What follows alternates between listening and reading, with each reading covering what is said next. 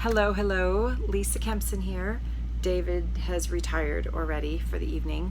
I am so excited about these 3 videos that I'm about to offer everybody. Number 1, this is Dave and I's very first time owning an RV. We bought a used one. It's 10 years old. It's a 2010 Newmar Dutch Star, and we absolutely love her. She's awesome, and she's been very well taken care of by the previous owners and the previous owners before them. However, as we were not 20 minutes out on our maiden voyage with her, we had all kinds of problems. And I think I wanted to make this video to help other RVers understand the importance and the criticalness of some of the things that we might take for granted. So there's 3 videos. This first one is going to be on DPF filters and other filters and regular just general maintenance. The second video is going to be on the tires, how to know when to change them, and your hub maintenance. You might think you know it already. That's great. But watch this video anyway, and if you pick up anything, even if it's just one little thing that's new that can help you, then awesome. And the third video is on battery maintenance. We were so close to having a fire in our basement, and we had no clue, and neither did the previous owners. These are things that we just don't think about. So when we were in this, and I'm really grateful for the situation we were in, because we ended up finding Howard at Tallahassee truck and RV service, and he is like the truck whisperer, and he's amazing at customer service. He spent 4 days with us teaching us all kinds of things that we did not know, and I feel like we're gonna be better RV owners now, and we're gonna have a better experience because we know a lot more than we did before. Will we have problems? Absolutely. And we're going to, you know, just it's part of the part of RV ownership. So we're accepting that. But we wanted to make this video, this video series, to offer this to other RVers that may not know these things. And basically, from talking to Howard, a lot of people don't know them. So don't feel bad. Don't beat yourself up for it. And hopefully this will help you. And if you've learned anything from this that's helpful, please let us know. And if there's anything we missed that you think you want to charm it, just put your comments down below. We'd love to share that with everyone as well. We're all in this together, guys. Thank you for watching.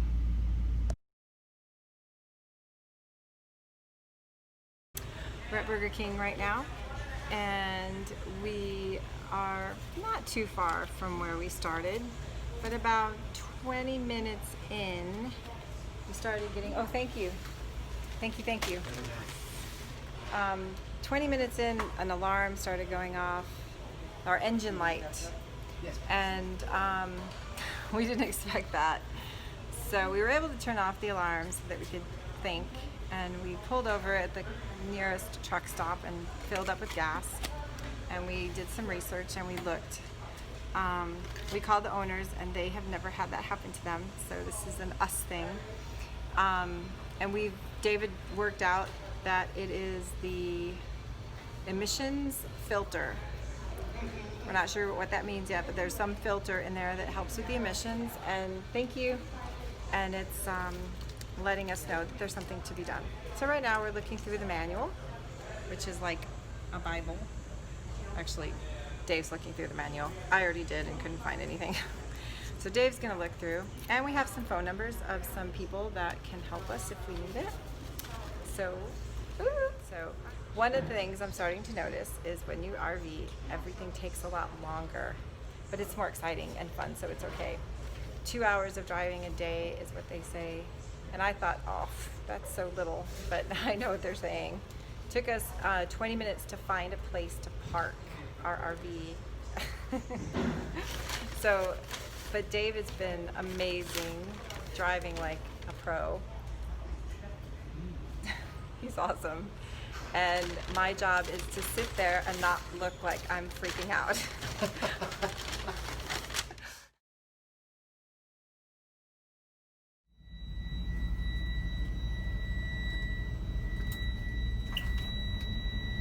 So we've called out this wonderful young man. Hi.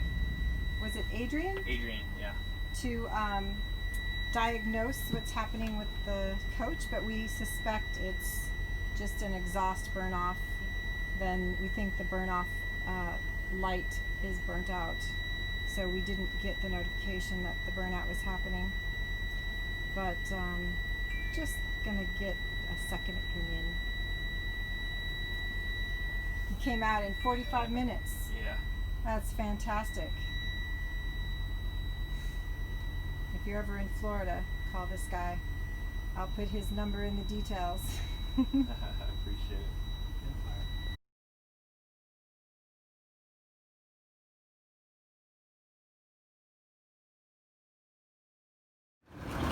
When I get this out and I clean it, what happened is exactly what we discussed yesterday. Yeah. The battery acid has actually been rolling out the back of the tray. Yep. Dripping onto the connectors. There's a controller back there, then there's another controller in the harness. Yeah. And it filled the harness and the controller up with sulfuric acid. Yeah. Started eating the pins. Right. So what I'm gonna do, because one of the DOC controllers and part of the wiring harness is probably, I looked it up, anywhere from, because of the way they stretch them and they extend them for this coach, it's anywhere from like 7 to 12 days out.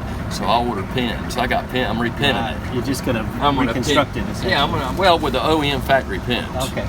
But I'm gonna repin it and clean out the module in the controller. Yeah. And then did an initial regen and do a final regen. Then this is something that even seasoned shops miss.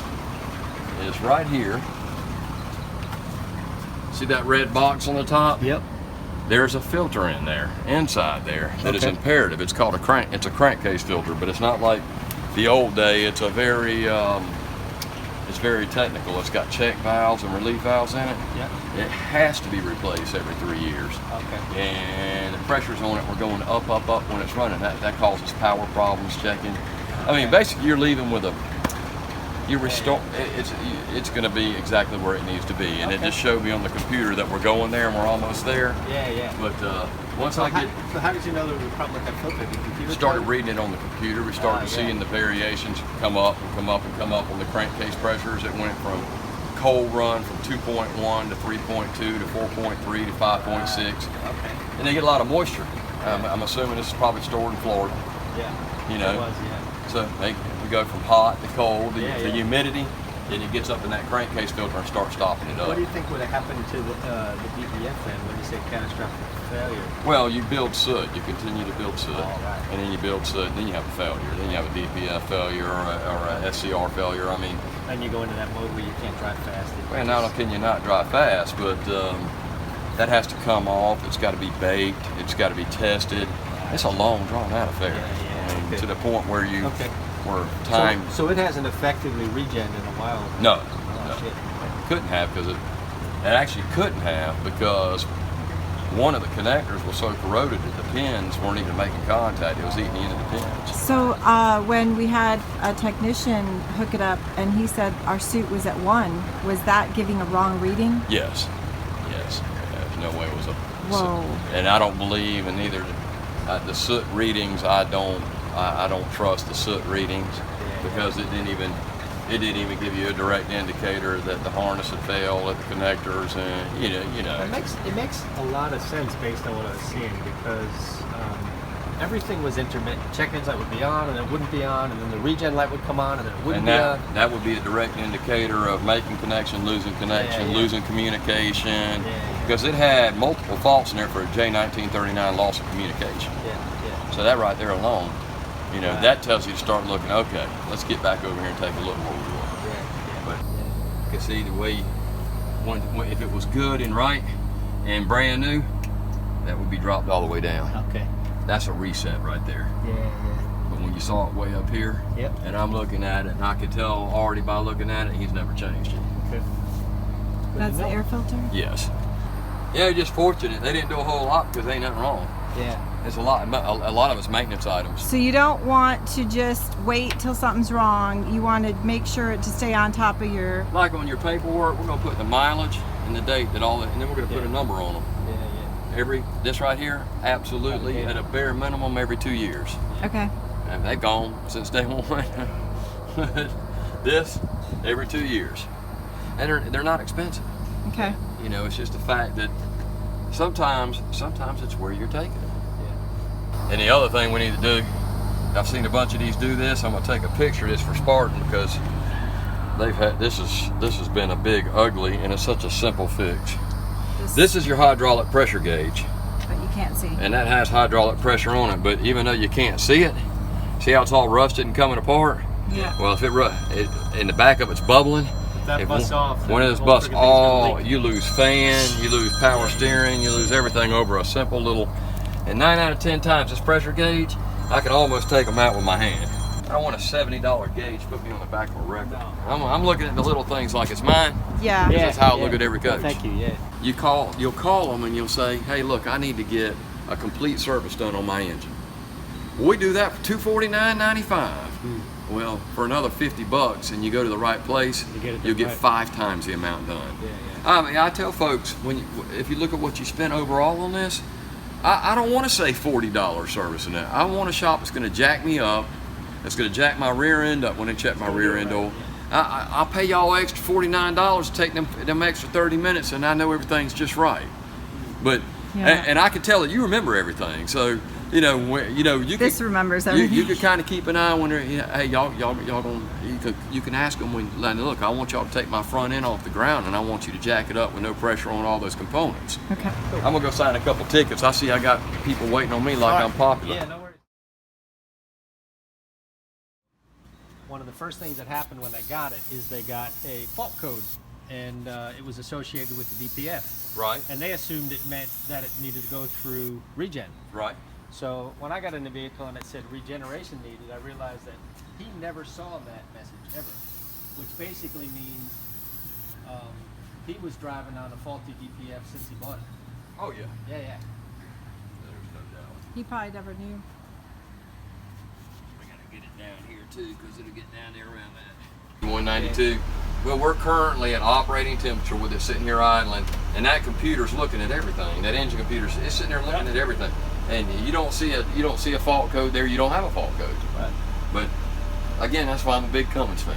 Yeah. That's cool. Cummins information systems for their engines and for Cummins, the way Cummins distributes information. Spartan is ingenious because Spartan ties their communication data link to the Cummins data link to the Allison data link to the ABS. Everything's always talking to each other. It's like 4 people sitting around that ain't got nothing to do, and they're going to talk all day. But you know what? It's telling you what you need to know. Yeah. You will find out undoubtedly when you meet all the other RV people. That logo right there, that's the #1 support system in the world for a motor coach. Well, that's how we found you, right? Yeah, they probably just sent you my way. Yeah, they did. Spartan is particular. Spartan won't just send you anywhere. Yeah. But he almost seemed relieved. Remember, Elise? He almost seemed relieved when he told him we're going to Tallahassee. He's like, "Oh, Tallahassee, oh good, we need to go." You're in good hands. Well, I'll tell you what though, I'm very loyal to them when we have a Spartan customer come in, and I'm gonna tell you why. They have done even in 2020, which is almost impossible to find, customer support. Spartan. Agree. Yeah. I mean, you could call them. You call them at midnight tonight. Oh my gosh, this doesn't feel right. I'm a little worried about this. Yeah. They're going to find somebody in their system. They're going to discuss it with you. They're going to give you some advice. Where else? Where are you going to get that today? So basically, to wrap up this first video, in case all that was gibberish to you, the DPS filter was getting dripped on by the battery acid, and the updates were never completed. You know how when your cell phone doesn't work if you don't get the iOS updates, or your apps don't work any better if you don't get the updates? This is the same thing. The computers are running some of these rigs, and those computers need to stay updated so that everything can function. What was happening was, because we had missed 5 updates, The computer components could not communicate, and the rig didn't know how to tell us there was a problem. It kept sending out these error codes that made no sense. And even really good mechanics like Adrian couldn't figure it out also. But that is something that Howard is trying to work with Spartan to better communicate to the owners.